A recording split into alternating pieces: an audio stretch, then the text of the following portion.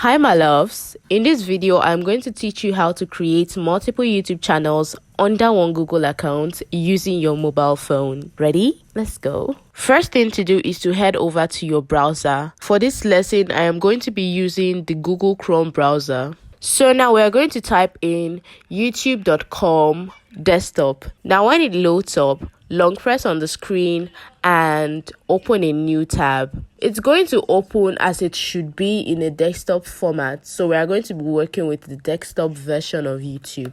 Now we are at your original YouTube channel. You're just going to click on your profile picture that is on the top right of the dashboard. When the options load up, just go over to settings at the bottom. Click on settings and a new page loads up.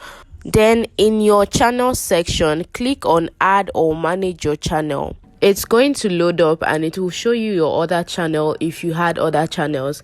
Now all you have to do is to tap on create a new channel. It's going to take you to a new page where it will ask you to input your channel name. Just go ahead and input a channel name that befits you and tells about your brand, something like that, any one of your choice, and check on the box and go ahead and click on create. Further open with Chrome. Now you have created a brand new channel under one Gmail account.